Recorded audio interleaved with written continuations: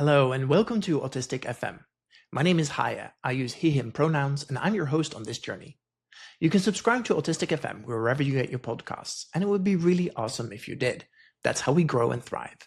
Over on our website on autistic.fm, you can find episode transcripts and additional information about each episode. We also have discussion threads for each individual episode, a Neurospicy discussion forum, and much, much more. And all of that is free. If you become a supporter for as little as $5 a month, you can get a sneak preview of upcoming topics, submit questions for our guests, add topics to our future topics wish list, and access a supporters-only discussion group. We have a bunch of additional supporter treats coming up, so stay tuned. In this episode, I'm joined by Valery Capucci Lopez. She's a passionate advocate for neurodivergent individuals and the head of marketing of the Kaboose app, a community of people with shared special interests. Diagnosed late in life, Valery shares her personal journey throughout the changes of understanding her neurodivergence, navigating severe health issues, and finding her path in a world often not built for people like us. We dive into the realities of navigating neurodivergence, addressing harmful stereotypes, societal perceptions, and what it means to be truly seen and supported. A quick trigger warning here. We do touch on topics such as mental health struggles, burnout, historical references to eugenics, a few references to suicide, and navigating family challenges with neurodivergence. Please do look after yourself and listen accordingly. With all of that out of the way, let's roll the tape. Hello and welcome back to Autistic FM. I am really excited about this episode where I'm joined by this delightful guest. My delightful guest, would you tell me your name and your pronouns, please? Hi, my name is Valery Caputi Lopez is my full name, and Val is what people call me. And I go by she, her. Wonderful. And where in the world are you? I am in New Jersey in the United States. Awesome. Yeah, I just moved to San Francisco in California, so it's fun to be in a new place. I'm curious, what is your relationship with neurodivergence? I myself am a late diagnosed neurodivergent lady. I was diagnosed at a very ripe age, and I didn't know for the longest time why I seem to be so different from my peers and the other people that I worked with. Right now, though, I'm the head of marketing at the Kaboose app, which is a community of neurodivergent people that bond over shared special interests and hyperfixations. I love it. Would you tell me a little bit more about Kaboose? Like, how did it come about? What is it? Who is it for? Can I join? Yes. Yes. But it came about because our founder, Michelle, who is Australian, this is an Australian-born app, saw that there weren't a lot of ways for neurodivergent people to make friends. And in her own children, her son, for example, was super lonely. And so she wanted that for herself, too, a way to find community. And so she thought of this app that connected people based on special interests rather than just appearance or location and the other markers of apps. And that's how I actually found her all the way around the world. I was looking for something like that. I found that she had started the app and we started working on it together. And now I've been working at Kaboose for about a year. So it's been a very exciting journey. And we're a team now where we just started off being two people. Yeah. So Michelle founded the app, you said. Is she also neurodivergent? Yes, she is neurodivergent and an HR director, and she went on her whole life without knowing. And she found out about her diagnosis when her kids got diagnosed, which is the case for many adult neurodivergent women. Yeah, absolutely. I look forward to talking to her in a later episode. But the reason I ask is that I know there's a couple of competitors to what you're doing that shall not be named that are run by people who are not neurodivergent. And I think that makes me feel a little uncomfortable, to be really honest with you. How do you feel about that? I have to agree with that. I think people see the opportunity in the market for a community like this to be made, but they really lack the understanding of what it takes to maintain a healthy neurodivergent community, simply because A, they lack the lived-in experience, but also they don't have the professional, let's say, background to understand some of the struggles. So, for example, like I'll go into our international team, but we have Carla, who is also neurodivergent, but she's a psychiatric student about to graduate to get her MBA in Portugal. And Carla so understands a lot about the neurological sides of the issues that neurodivergent people can experience. Michelle is an HR director. She wanted this also to be a place where neurodivergent people can find jobs that are supportive to their needs from the get-go. because employment is a really big issue in the neurodivergent community. Over 80% of people are underemployed or unemployed. I'm the storyteller and marketer. And as I figured out more about my own neurodivergence, thanks to apps like TikTok, I started to want to share those experiences and elevate others when they talk about their experiences, because it's very funny how alike and also different we all are, even though we are a very vibrant team. And I didn't even mention everybody on the team. Like we have Zach, and his background is development. And now we have Rox, who also is now going to be our new community manager and events manager. We all have a unique perspective about how to create a community that is sustainable and useful, because if it's not useful, like what are we doing? Absolutely. I think the rallying cry of nothing about us without us is really important. And I think you can do autism awareness all you like, but if you only talk to experts and people who have exposure to autistic folks, but don't have their own neurodivergent experience, I feel like, I don't know, we've been observed like zoo animals for quite long enough. It'd be nice to actually put some microphone in the zoo cages. I don't know what the expression would be here, but yeah. It's essentially, it's the whole metaphor of fish living amongst birds and wondering all their lives, like, why can't we fly? And being told by the birds that we're disabled. We're not disabled for fish, but we are for bird standards. And so it's usually neurodivergence is seen under the lens of pathology, which is, they'll say first, oh, like she's sick because she has this. And yes, neurodivergence comes with a lot of comorbidities and physical issues that, of course, can be disabling, but that in itself is not a disability. Like having selective mutism is not a disability if the person has other means of communication. We just need to be flexible to it. And so we just really want to bring attention to the rich diversity of people that exist in the world, and we all don't look one way. Yeah, no, 100%. I really appreciate you naming that. So you mentioned you're diagnosed late. If it's not too uncouth of a question, how old are you? I am 40 years old. And I was diagnosed at age 38 2 years ago. And I pretty much have gone through the apparently very common neurodivergent experience of being a very young looking adult, like an old soul when I was younger, like a tiny little adult, and then growing into a very immature adult, apparently. I've gone full circle. My childhood is now where it wasn't before. But people usually have thought that I'm about 10 to 15 years younger than I chronologically was.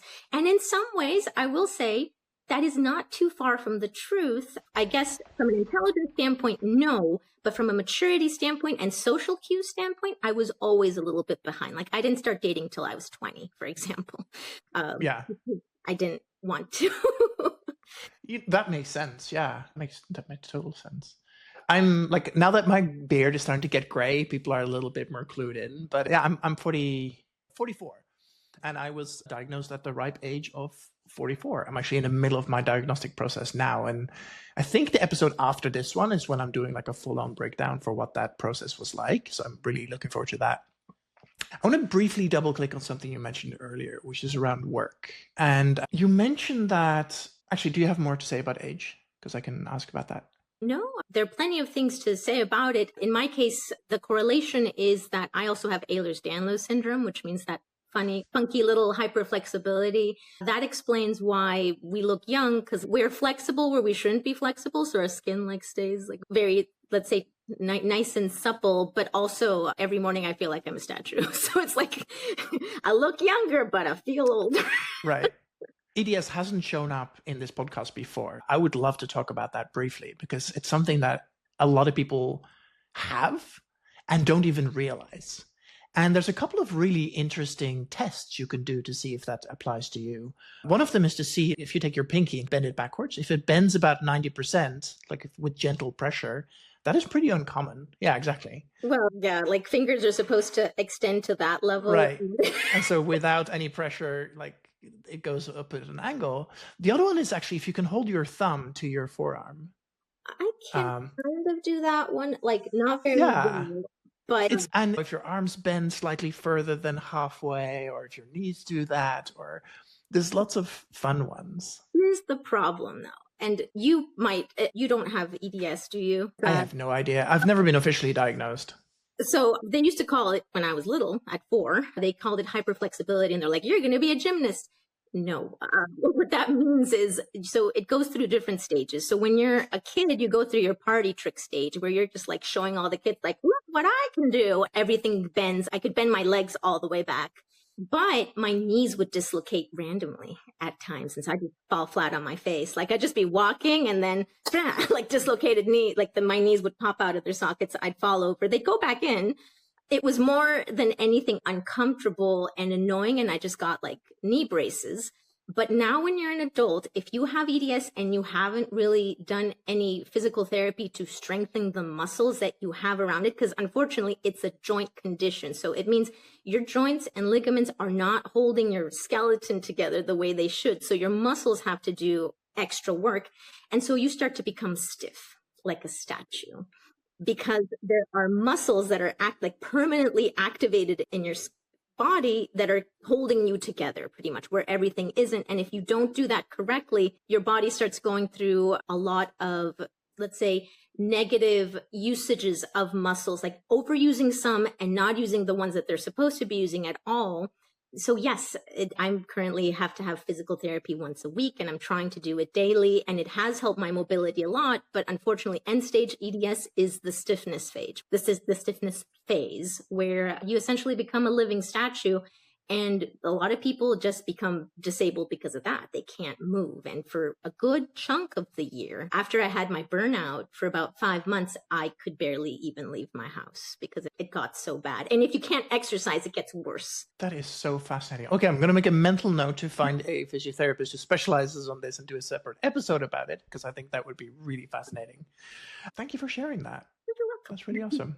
I'm going to ask you something else, and it just fell out of my ear. Well, you wanted to ask me about work, my career. Yes, that's right. Yeah, I wanted to talk to you about how your career looked before you got diagnosed and before you knew, I'm using massive scare quotes here, what was wrong with you. And feel free to tell me how that lands on you, or whether that was a feeling you had. The reason I say that is that was the feeling I had. I don't know what's wrong with me. I don't know why I can't function.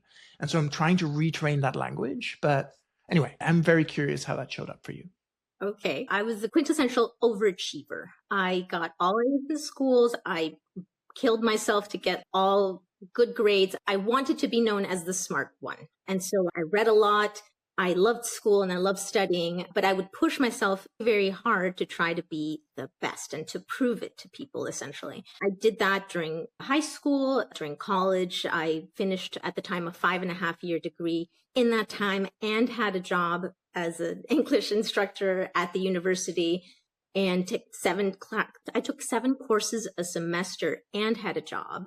I had to, but because I wanted to prove that I can be the best. And I also have been working in a combination of corporate and nonprofit roles in different countries in the world. Like I worked in Colombia, in the States, in Germany, and I did work in the translation industry for a while. So I worked with lots of people all around the world before it was cool to work remotely. So it was a lot of really good experiences, but a lot of forcing myself into new and potentially uncomfortable situations. And the only way that I functioned was through anxiety, pure stress and anxiety. I kept pushing myself, and noticing now, looking back, I would have small crashes, reset, start again, push until I couldn't push anymore, crash again. And I kept that cycle going until I got my MBA at the University of Delaware.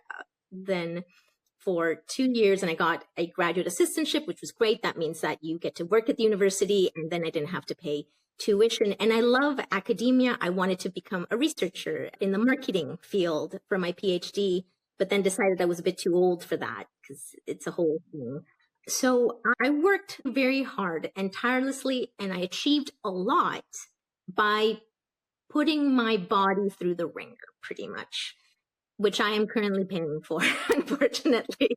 I'm in a better place right now, but between age 38 and 39, I had my first, I would say, life-threatening burnout, where multiple systems in my body were just going, no, like, we're done. We're done with you abusing us. You're going to have heart trouble. You're going to faint when you try to walk. You're not going to be able to eat. You're going to have all these surgeries. And that's when I knew I had to change. And that changing process required me to accept a lot of things that before I had just suppressed. I suppressed all my needs and all the things I wanted for what I thought I was supposed to do. And now I'm doing what I want to do and trying to put my needs first and finding where work falls within that balance. So that's like the scope of my journey so far. Yeah, that's amazing. Would you say more? You said life-threatening burnout. That sounds very dramatic, and now I'm curious what that showed up like for you. So I mentioned that neurodivergence comes with a lot of comorbidities I didn't know were related before, but I also have fibromyalgia. I've had since I was very young. They told me it was growing pains. I'm not very tall. I'm 5'2". Okay. Right. And, you're like, all the pains, no, they're growing. What's going on? Yeah, but the pains never stopped. And I noticed later on when I was having a really bad time of psychological turmoil, I would suddenly have severe pains in my legs and in my arms. And that was called fibromyalgia because they didn't know the cause of it. It's just overactive nerve pain. I had a thyroid disorder that I developed when I was 20 that continues till now. And apparently I had the markers for it. Several people in my family have thyroid disorders, but I was the only one to develop it in my early 20s, everybody else in their 40s, 50s, and 60s. So that made me very sick. I almost drove my car off a cliff a couple of times because I would fall asleep driving at the wheel. Sucky.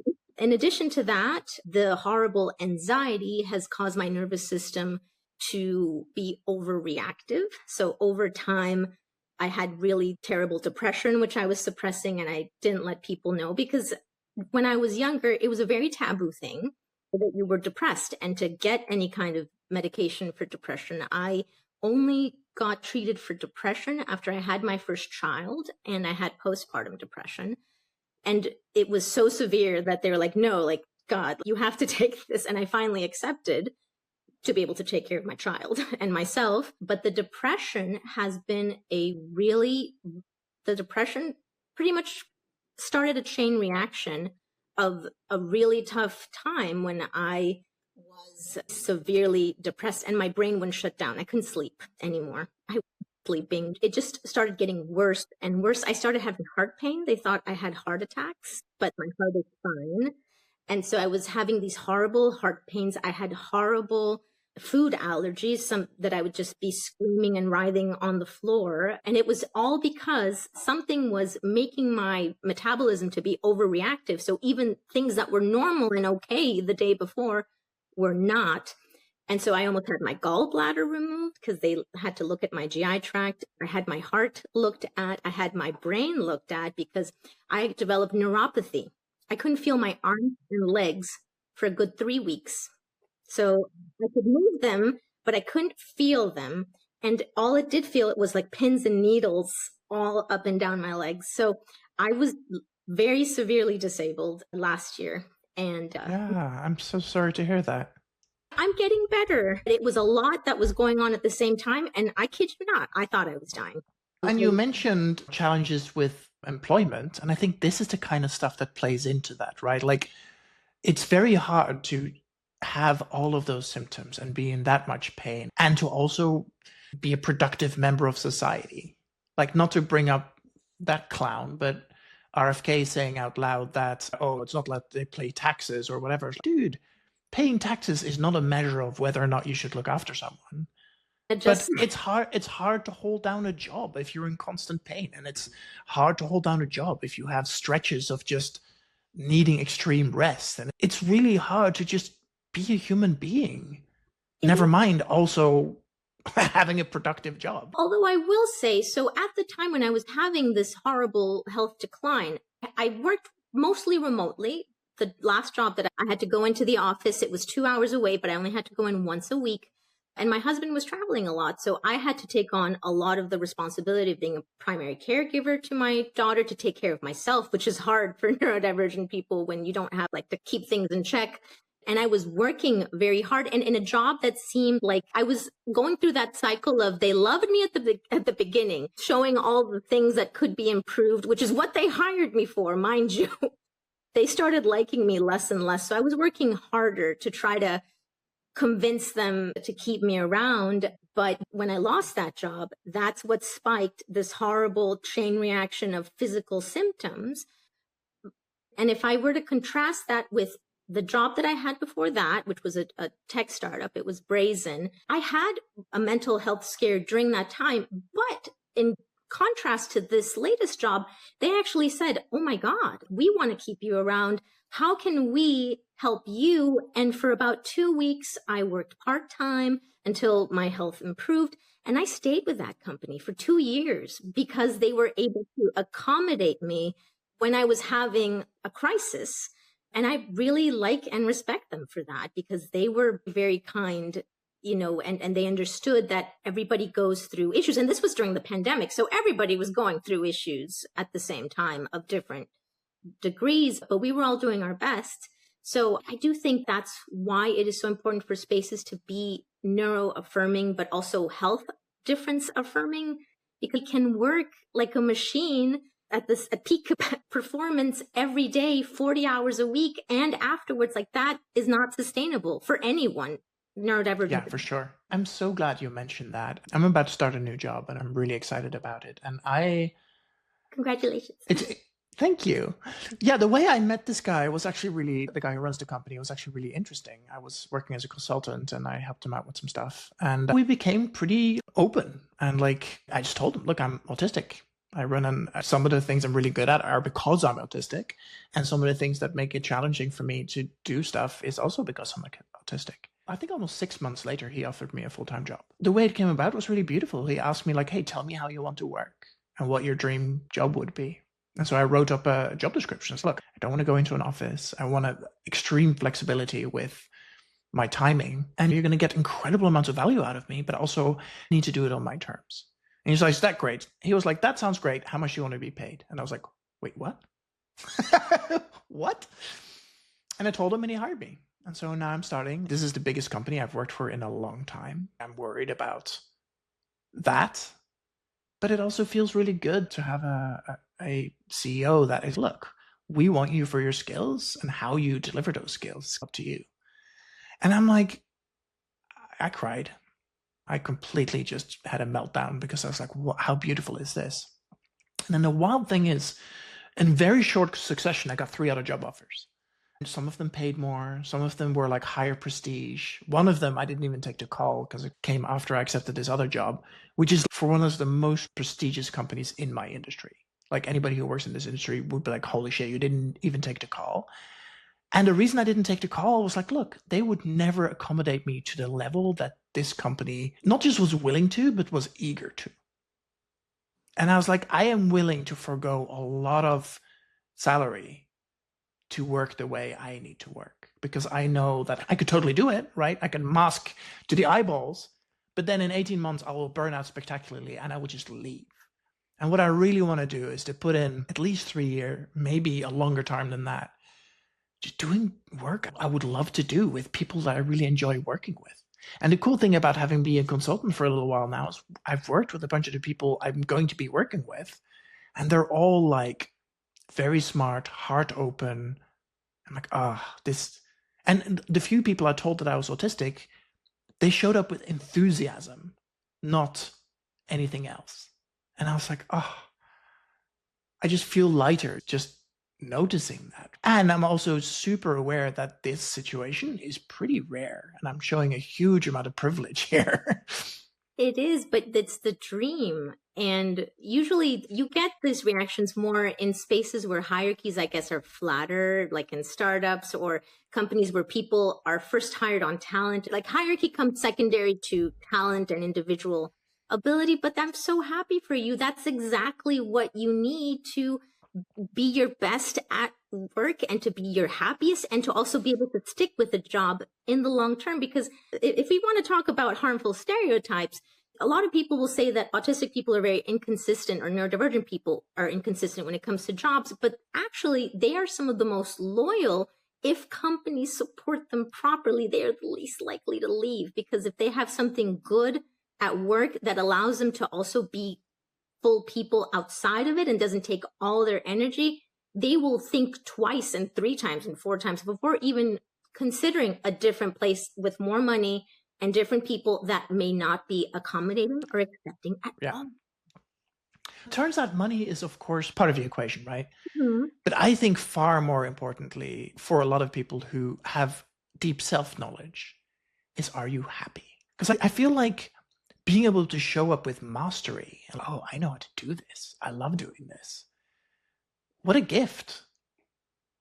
And I suspect you work for a company that is aimed at neurodivergent people. I imagine this is not a dissimilar way for what your work day looks like. Yes, I love roles that allow me to experiment. And Michelle essentially gives me carte blanche to do what I like, because I tell her, like, I understand here are the guardrails and here's the brand identity. I've worked with enough companies to understand how to work around like limitations, but also opportunities. And I love being allowed to experiment and also work on my own terms, especially because since my health was so bad, my hours were very inconsistent at the beginning. But I told Michelle, I will work for you as much as I am able. And the healthier I get, the more I'll be able to work. And I've kept this promise. So now we do what we can in the moment, but I have been giving the company as much value as I could. And it has really been a great outlet for me as well, because it allowed me to heal, being able to focus on growing something rather than being frustrated at the rate at which I was healing, which takes a long time to recover from burnout. It does. It's not always, oh, go to the Bahamas for a week, you'll be fine afterwards. It could be weeks, months, years for some people. And it's very slow. And our minds are very and that drives me. And saying as somebody who just came back from the Caribbean for a week, yes, it was very relaxing, but traveling is stressful. Like traveling there, I had a full-on meltdown at the airport when a plane got canceled, and I was like, I don't know how to deal with this. I have my travel set up, and if my routine is broken, I suddenly feel like I'm I'm glad I have a holiday after this, because I am struggling. And I think that's what people don't necessarily understand. Yes, you need rest, but mosquitoes, sand, sunburn, those are all extreme sensory experiences that are not restful for me. So it's fascinating. What did you do to recover from your burnout? Did you have a routine or did you have a plan? It started literally trying. So I'm a very experimental type, and I've just started trying different things, building up on small, healthy habits. And there was so much in my life that I couldn't control. So I narrowed it down to the smallest little things. And I said, but this you can control. And then starting very slowly to build on that. Because when you're very sick, going to the doctor by itself, like going to 1,000 doctors, is the most exhausting thing. That would sap all my energy, and being afraid or them not knowing how to help, because that happens a lot too with chronic conditions. They'll be like, oops, and like, okay, well, I have to go home and figure this out. So taking a lot of time for introspection, finding other people like me to talk about these things, I find that is very useful. Being seen and not having to hide so much, because as someone who's masked most of their adult life and also in their corporate personas, I just got very used to, when I was in my vulnerable time, to just shut everyone out and not let anybody see me. But this past year and a half, I've been allowing myself to be vulnerable, to tell people, look, this is the reality of what it's like to be a chronically ill person. One day will be great. The next day, I'll be out for 2 days. It'll cost. Like, it has a cost, and I don't know what it is yet, but it's all about balance. Some days my ADHD wants to go up and running and do 30 different things, but my autism will be like, okay, but we can only handle so much. And if you overload us, we're going to be sick for the next 3 days. So trying to find that. Absolutely. Absolutely. You alluded to harmful stereotypes earlier, and we're like half an hour into this interview, and this is what we're meant to be talking about. Oops, this is the problem with wonderful ADHD folks. We're like going 10,000 different directions. Oh, this is fun. So thank you for bearing with me. I'm curious, like, I imagine both professionally and personally, you have seen a lot of crap. One we touched upon earlier was like the trope of a superpower. Yeah, sure, my autism is a superpower, but also fuck all the way off, because like that superpower comes at an incredible cost that you never see. People have to see it less as a Superman type situation and more of an X-Men type situation. And what I mean by that is there are some really shitty X-Men out there who are just mutated in the worst possible ways, and their power costs them more than it's actually worth. But that's how they are, and that's how they were born, and they just have to deal with it. Unfortunately, people only look at disability kindly when it's useful to them. So they always go, wow, like this person is super intelligent, and they will champion that, but completely push under the rug the fact that, yes, but for this person to be able to be super intelligent, they need 4 more hours of sleep every day. And you called him lazy because they do that, or because they need quiet time. If they're going to be speaking on a stage for an hour, they're going to need 2 days of quiet time after and before to be able to balance that out.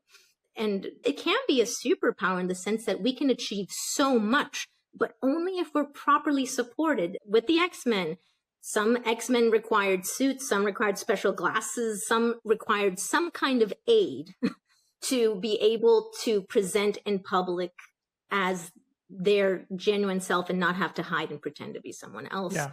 And to further extend the X-Men, I love that distinction. Not Superman, we're X-Men over here. But the other thing that kind of extends that image further is you work better as a team. But that team has to be very conscious of your strengths and weaknesses and to be able to bolster around you. And I think that's true for me. Like, I've run a bunch of companies, and there's a couple of people who I keep hiring into the same, like, one company shuts down, but I start a new one and I hire them into that company because they have gotten so good at knowing my weak spots and basically helping fill that. But also, it's been such a powerful thing to be able to be supported by people who know where I need support without me constantly having to ask for help. And a lot of the time, they figured it out without me knowing. And this was all well before I realized I was autistic myself. So Haje is a little bit weird. How can we help him out? What a wonderful thing to have in a team around you. Yes, they saw you and they thought, okay, so these are things that he needs that I may not need, but I'm happy to provide if it helps him work better. It's just a very conscious exchange. Back to the X-Men. It's not fun to read X-Men because they're all the same super soldier copy pasted 1,000 times and then they all work the same. They each have very specific non-overlapping strengths usually. And so they help each other be their best in situations where you really can't predict what's going to happen and who's going to be the best for the job. And that's how I feel like neurodivergent people working together looks like. We may not be the same, but we can understand that other people have different accommodations, and we're happy to do that for them so that they can be more comfortable and happier. Yeah. I love that. I was in a bar the other day where there was clearly a Magic the Gathering tournament going on. And there was a group of people there who were very obviously neurodivergent, to the point that they asked the bartender to turn the music off. And he did. So they were like clearly trying to look after themselves in terms of sensory input. But the pattern recognition across that entire group was off the chart. But the cool thing was they had full-on autistic joy about seeing combinations of cards that they hadn't seen before. And the amount of, whoa, I've never seen that. That's so cool. Like the enthusiasm that came pouring out. And I was just like, I've played Magic in the 90s, right? It's been a minute. But just watching other people get so much, I'm getting goosebumps now as I'm telling this story. Like seeing that level of joy, I was like, if I lived in this town, I would buy myself a bunch of Magic cards and join this group because I had never seen this much joy. And maybe I'll find one locally, but I just need to start looking. You're totally right. I just should look. But yeah, so what other examples are there that spring to mind for you with the stereotypes that are challenging? Okay, so you mentioned RFK Jr. before, and I wanted to bring that up. So the flip side of being the superhero with a superpower is being the person that is always dependent, or being the person that always needs help, being seen as either useless on a societal level, as non-contributing, and as a burden to society, because that was somewhat the argument that he was trying to make. And I find that stereotype incredibly harmful because even, yes, there are level 3 support autistic people who have many needs, but there are also many kinds of disabled people that have just as many needs that are disabled in different ways. Just because somebody isn't a cog in the capitalistic machine that runs this society doesn't mean that they're not inherently valuable and useful and worthy of a good life. There's a lot of nuance. And back to that, there's also not one look for autistic people. He mentioned a very specific stereotype of these people will never write a poem, they'll never ride a bike. And you're thinking, who are you talking about? Because a lot of people fit that description, not because they're autistic, just because they have some kind of difference or disability. And so we can't go through the extreme of going, wow, this person is super special, but also they are super useless. There is all this middle ground here in which it's a spectrum. As we say, like, we're not a monolith, it's a spectrum. And while people are very good in some areas of life, they maybe want to become better or have needs and others where they need support. And that is not a bad thing. But you also have to remember, people like RFK don't look at anything with nuance. They try to dumb things down and make things look very simplistic because they're trying to scapegoat the neurodivergent community and find the cure for autism, which is eugenics at the end of the day, because there's no cure for people that are already born and into the world unless they try to take us out of it. I do not like his arguments at all, and I have very strong opinions about them. Same. And without kind of rabbit holing on that too deeply, like, it's worth noting that the Kennedys have a very challenging history with mental health. Rose Kennedy got an involuntary lobotomy when she was age 23, that her dad was like, she's becoming too troublesome. And nobody really knows what her mental health challenges were, but lobotomizing somebody against their will, that was his aunt, right? That was RFK's aunt. And like, I hear you when you're saying everything you're saying about, hey, people deserve space and to live a full life.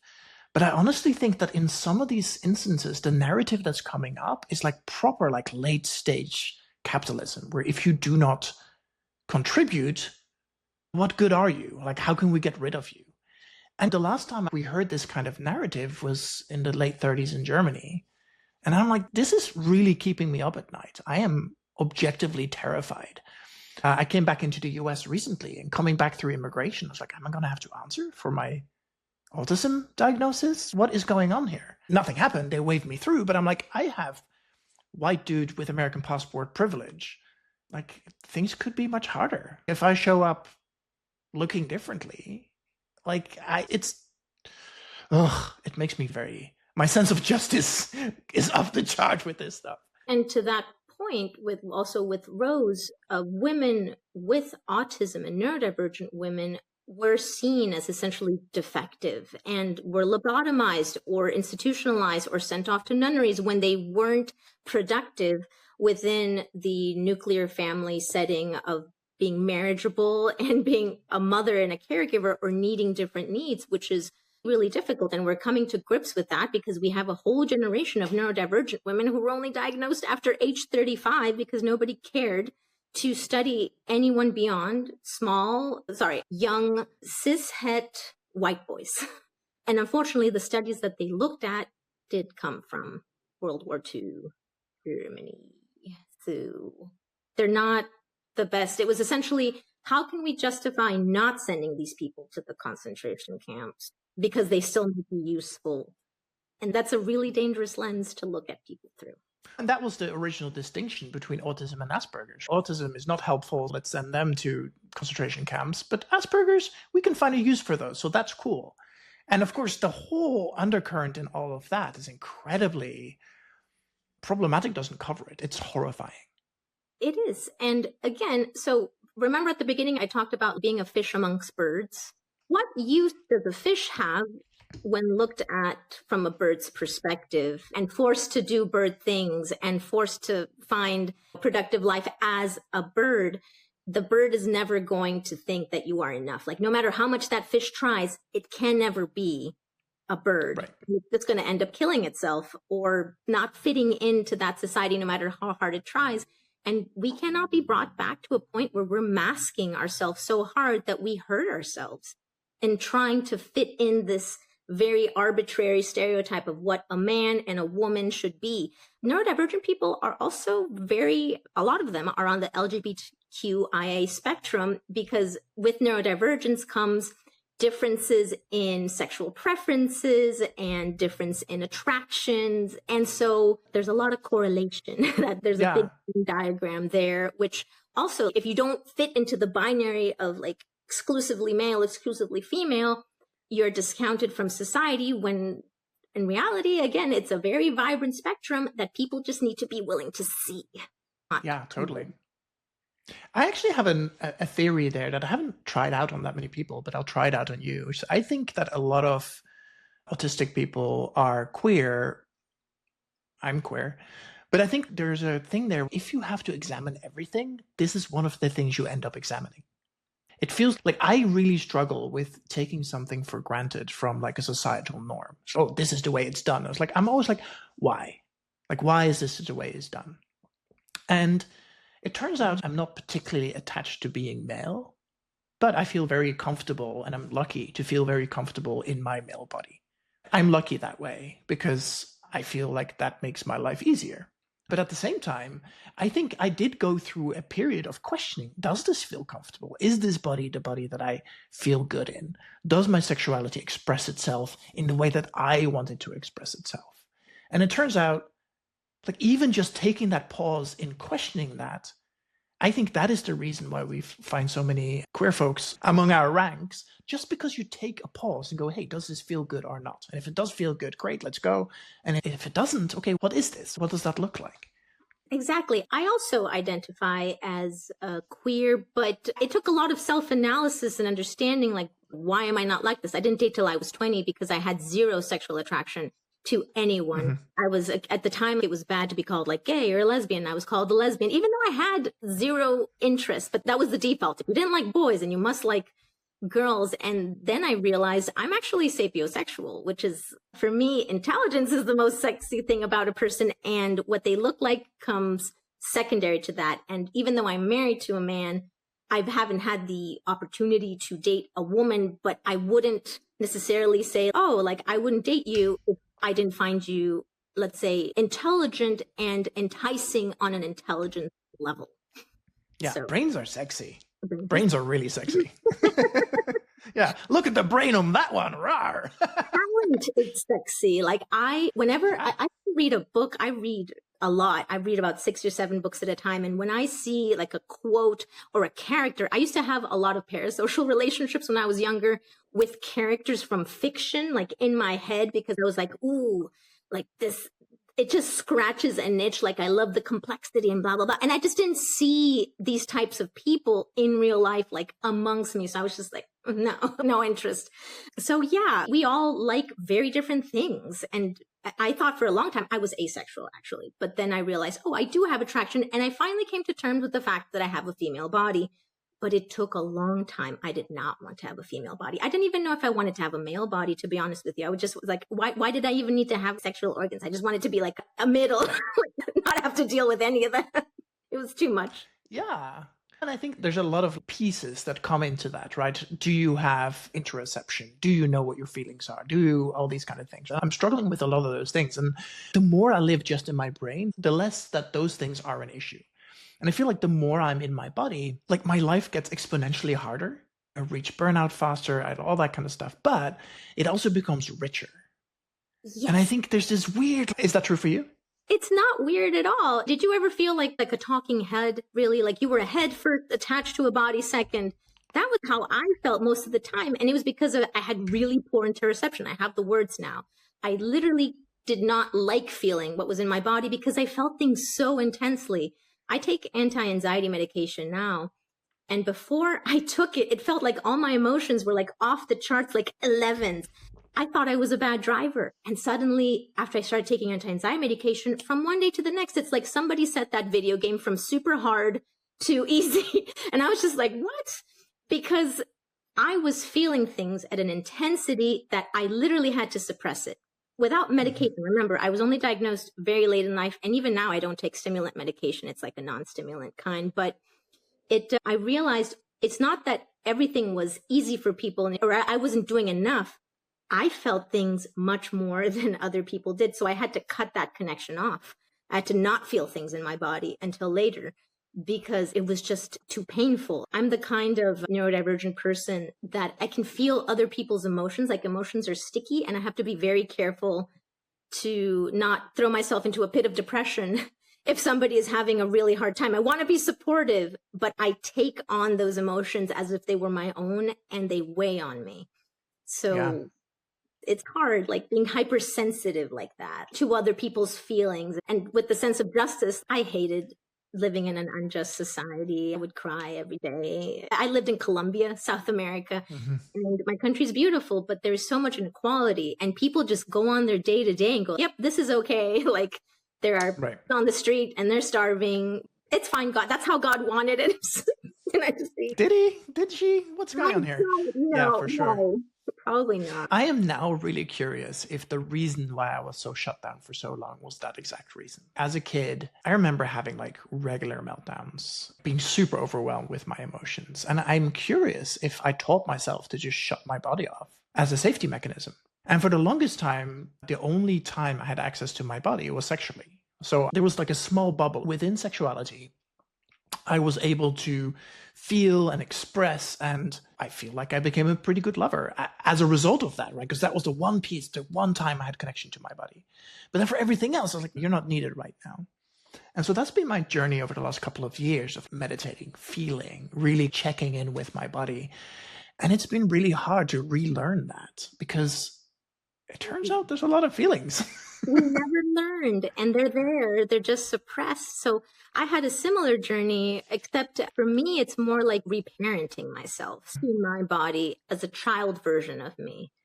And I didn't have a lot of my needs met when I was a child because my parents, as loving as they were, are not very emotionally mature people. And they're neurodivergent as well. And they don't want diagnosis, and they never got any kind of mental health for anything that they had. So I was my own parent. And I was very hard on myself because I wanted to achieve so much. And now it's all about learning, oh, like I'm feeling scared right now. What is that? And it's okay. If you don't want to do this right now, we don't have to do it right now. But as I am a parent for a real life little human who's also neurodivergent, I'm learning how to be a better parent to my own body. And knowing these things helps me not burn out. Like I still have my bad days and my good days, but the amount of time they last is shorter than it used to. Yeah, totally. How old is your little human? My little human is 8. Yeah, the parenting thing is interesting. My girlfriend has a 4-year-old, and watching her parent him has been incredibly hard for me because I'm listening to her say the things that I wish I had heard as a kid.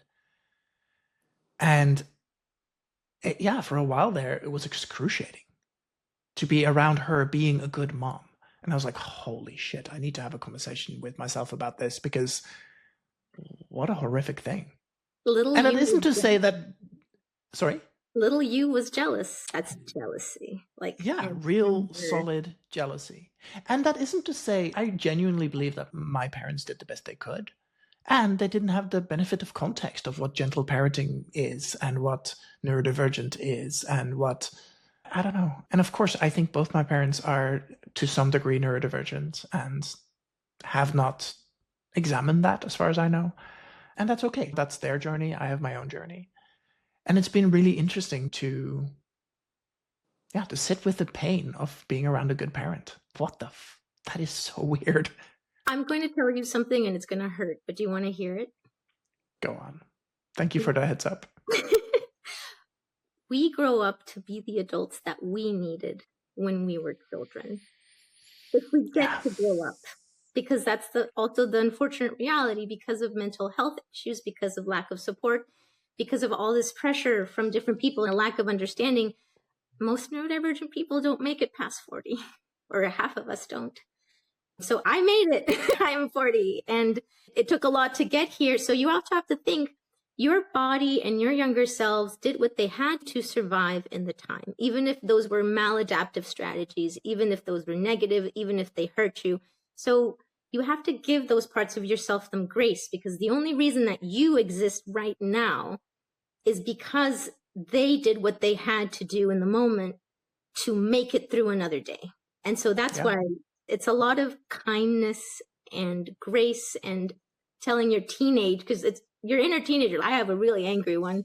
I went from wanting everybody's affection and trying to get it like through achievement to hating everyone and a complete nihilist pessimist. I hate humanity. I wish we were all dead type of person. And now I'm in full circle into, I know why you felt that way, but I'm going to treat you both much better than you were treated when you were younger. And we're going to go on this journey together to see how long we can do cool stuff and have fun. And Yeah, that's beautiful. And within that, you're showing an enormous amount of self-forgiveness. Yes. And love, because I hated myself. And I'm not afraid to say it. I hated myself, and I always hated myself. And I thought that there was always something to be fixed. As somebody who likes to fix things, I saw myself as a work in progress, and I still do, but now it's more like growth. And I'm not broken, but I'm just a different kind of plant that needs different kinds of sunlight and water and soil to be my best, most healthy self. And I'm letting myself have those things, regardless of what other people say or if they think it's okay or not. They're not me. And so they don't get to say. Totally. I think that's a really healthy realization, to just be able to say, you know what? No, you don't get a vote. They might be saying it from a place of love, but they might also be a really shitty gardener. Like, they may know how to grow one type of plant, but not another. So if you can say, thank you so much for the advice, but I think I'm just going to stick with this. And having those boundaries too, and asserting those boundaries and having good, healthy relationships based on boundaries. That's also a human thing that we all have to pass through. So you mentioned you were married. You mentioned you have an 8-year-old. Clearly, there's been a lot of relationship evolution in there. I also, if I'm not doing the math wrong, your diagnosis happened like after you became a parent and after you were married. Like, how has that journey been for you? Oh, I went through all 5 stages of grief. Like, the first thing, and a lot of people I've heard say the same thing, I got angry. 3 months, I was so angry. And I told my husband, is this what life is like for everyone else? Because for me, it's just been a living hell up until this point. It was all bad with a couple of little rays of happy that would get me through the worst moments. I got very angry at the fact that so many adults in my life could have helped me sooner, and yet none did. And it was up to me to help myself. And I went through it, and I started to learn a lot about myself, to advocate more for myself. And it's a journey. I'm still on it. I've only been on it for 2 years now, but I can say, having gone on it, and now that my life is different, and I pivoted also career-wise and started venturing into other things that I didn't think I could do before, I'm the happiest that I've ever been. Like, I might have been more successful before from success from an external measurement, but I wasn't happy, and I was killing myself to achieve that success, and it wasn't sustainable. I literally was killing myself. Like, if I kept doing what I was doing all my life, I maybe would not be here or would be completely disabled at this point. So something had to change, and I had to be the one to make the decision to think, okay, do you want to keep trying to live as a bird when you're a fish, or finally accept that you're a fish and that your needs are different? Yeah. And beautiful. It's a lot of metaphors in this. No, totally. It makes sense. Hey, I want to try and keep this to roughly an hour. So I have a couple of questions that I typically ask people at the end. And the first one is, what do you wish neurotypical folks knew about neurodivergence? I wish they knew how important their approval was, especially for children and young adults, because you'll notice I'm talking to the parents here, the potentially undiagnosed parents, that they'll go through a similar journey where all they want is your affection and your love and your acceptance, and they will twist themselves into knot and become somebody else, which is masking, to get that, even at the cost of their own happiness. And so I wish you knew how hard people work to get that love, and that then you understood that once knowing this, you could tell those loved ones, you don't have to do these things for me to love you. I love you just as you are, even though we don't see eye to eye, even though we don't like the same thing. We're different people, but you don't need to be this idealized version of yourself for me to love you. And it's okay to be vulnerable. And it's okay for you to have difficult moments. I'm going to be here for those. I really wish that more people and more parents would also understand that in their relationships with their kids, but also about themselves. If they might also be neurodivergent, they need to go through the journey of understanding themselves better so they can be better parents for their kids, rather than just ignore things and pretend that it's not there until it becomes a problem. There are probably lots of things that are unhealed. And the best way to just get over that is to talk about it openly and be very direct, be very neurodivergent in your communication style, which is just being very direct and very overt and open when you're talking to other people and explaining things. That would be good. Thank you for sharing that. That's beautiful. Thank you. And my final question is, can you tell me of a time where you were seen and loved in exactly the right way for you? So you asked me this question at the beginning of the show, and I was still mulling about that before. I haven't had that moment yet, but I think I'm building up to it. I'm looking forward to showing everybody the version of myself that I always wanted to be, but was too afraid to show because of stigma and fear of being perceived and fear of being judged. More on that to come, but already with the little bit that I've been able to show and the way that people have been receiving me and the way that you have received me here, I'm already feeling a lot better. Again, feeling the best about myself that I ever have. And even though it came really late, better late than never, I'm really happy to have reached this stage and to gotten this far. And I can't wait to see what life will bring next. Yeah. Do you have a vision for what being seen and loved the right way would be like? Yes, to be understood. As a very hyperverbal neurodivergent person, I try my best to communicate things in a way that other people will understand my meaning and that there is no loss of meaning in the way that we talk. And that's really just a compensation mechanism because of how often I've been misunderstood in life and that I felt that I wasn't good at interactions. I hope in the future people will be able to see me as I am and understand and take my words at face value and see me based on the things that I've done and the interactions I have with people and my record versus what they think I should be doing, or based on the past me, which they compare me to, a genuine version of me. Yeah, totally. Somebody falls in love with the mask, you're like... Many jobs have fallen in love with the mask. And the thing is, I don't think masks are entirely horrible. It's a tool like anything else. And when you have a persona, like you've mastered how to make yourself look a certain way, but it takes energy and it takes a lot out of you to maintain it. So I really hope to live a life in which mostly I can live it unmasked, and that the masks I do wear, I do it by choice. Not because I feel that I need to for my own safety or for advancement or for my family's safety. I hope that's the world that we'll live in the future, but it's getting dicey out there. I don't know.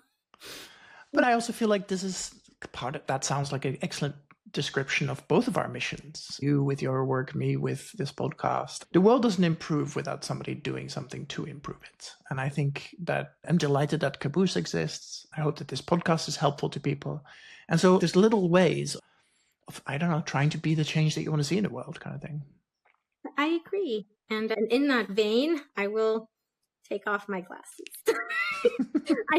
This is a coping strategy also, guys. I don't need glasses in my day-to-day. These are computer glasses, but I always put them on because it makes me feel a little bit more safe. So it's all about unmasking in a comfortable way that is for you. Yeah, I love that. I would take my glasses off, but I'd be totally blind, so I'm not going to. Hey, Val, thank you so much for joining me on the podcast. This was a delightful conversation, and it was wonderful to have you. Thank you so much. Thank you so much for having me. This was delightful as well. And I'm sorry we didn't get to talk about as many we wanted to, but I'm happy to come back. Yeah. These are some of my favorite episodes when we just meander our way through a topic or through many topics. I have no idea what I'm going to call this episode, but I'll figure it out and then we take it from there. Maybe a stereotype that is true is that staying on topic is hard for us. Yes. But it's because because the way that we talk is not linear, it's a web. And so when seen like that, it makes a lot of sense because all the ideas actually do interconnect to each other. It's just harder to follow because you need to go further back to see the whole. Right. Zoom out a little. Thank you so much. Thank you so much for tuning into today's episode of the podcast. If you enjoyed the conversation with Valery and you want to dive in deeper into discussions like these, please be sure to follow us on TikTok at Autistic FM and on Instagram at autistic_FM. You can also visit us online at autistic.fm to subscribe for free, join in the discussion for each episode, and suggest future guests that you would love to hear from. This podcast is produced and hosted by me, Haje Kamps, and beautifully edited by Sean Portillo. It's been a delight to have you here with us. Catch you next time.